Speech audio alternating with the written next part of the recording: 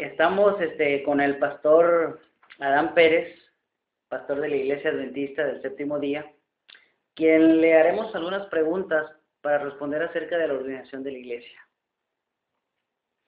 Pastor, ¿qué pasos hay que dar para elegir a un pastor o líder de la Iglesia Adventista? ¿Quién es el encargado de dirigir este proceso? Bueno, como iglesia tenemos el privilegio de pertenecer a una iglesia mundial y después de la iglesia local, la organización superior que tenemos es la asociación o la misión. Esta asociación o misión, a través de su junta directiva, se encarga de elegir a los pastores que van a estar al frente de los diferentes distritos que componen dicha asociación o misión. Así que ante la pregunta de quiénes son los que lo eligen o los que deciden a qué iglesia o a qué distrito debe pastorear, la respuesta sería que es la junta directiva de la asociación o de la misión. Ok, y una vez que ya lo eligieron, que lo tienen asignado, ¿hay alguien que supervise al pastor en su trabajo? Y si es así, ¿qué tipo de supervisión recibe? Bueno, yo creo que el pastor recibe tal vez no tanto una supervisión como con toda la extensión de la palabra, pero sí se espera que rinda cuentas de su trabajo, ¿no? Ante la asociación.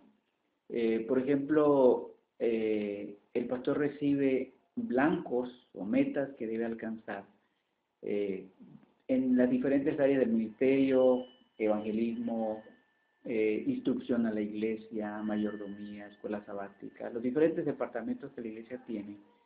Y esos objetivos normalmente son anuales, debe él alcanzarlos con la ayuda de los dirigentes de la iglesia y de la iglesia misma. Yo creo que desde ese contexto es la junta directiva de la asociación y los departamentales de la asociación los que se encargan de monitorear en qué medida los objetivos están alcanzando.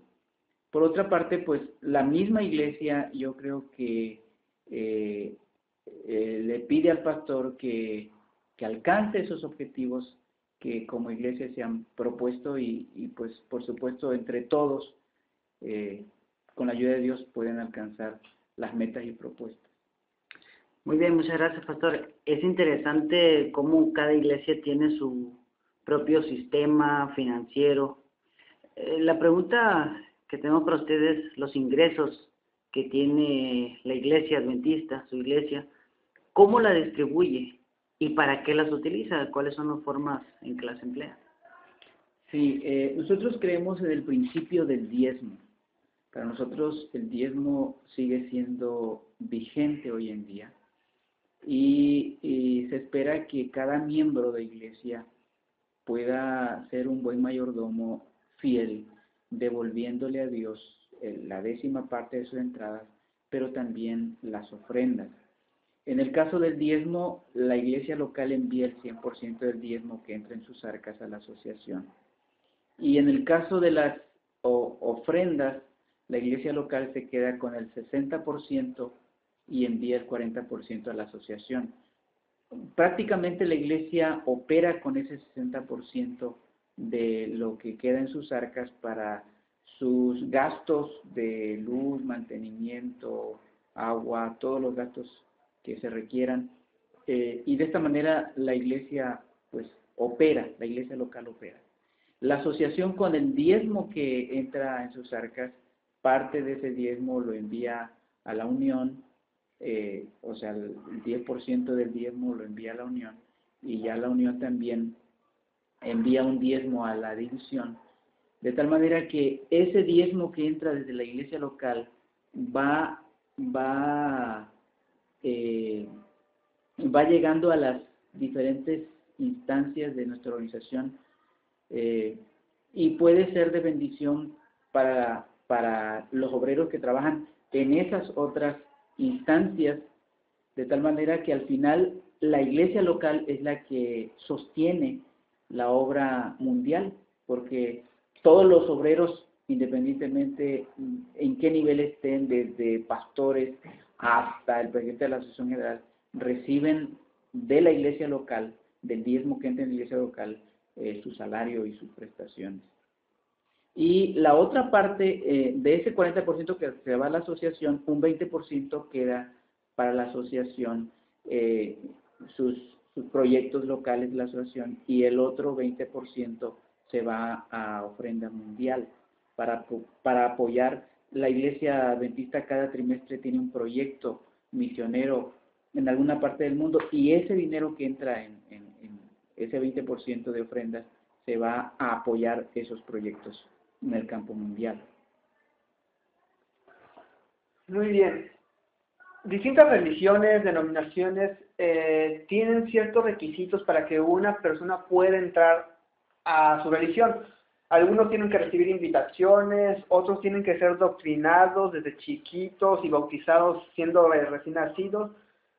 Una persona, para que pertenezca a la Iglesia Adventista del Séptimo Día, ¿qué requisitos tiene que cumplir para formar parte de ella?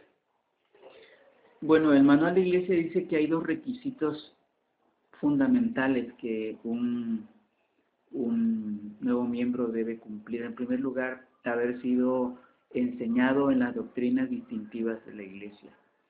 Y número dos, haber dado evidencias de una genuina conversión. Cuando se ha dado esos dos pasos, entonces el miembro está listo para ser recibido como miembro a través del bautismo. Hay casos excepcionales, ¿no?, que se salen de esta regla, pero esta es la regla que la iglesia ha aceptado y ha adoptado en armonía con los principios que se establecen en la palabra de Dios, que es la Biblia. Y como última pregunta, pastor, en cuanto al programa y la adoración de la Iglesia Adventista del Séptimo Día, ¿existe alguna liturgia, algún protocolo a seguir? Bueno, sabemos que el orden es la primera ley del cielo, y en la Iglesia Adventista tenemos un orden de culto, una liturgia.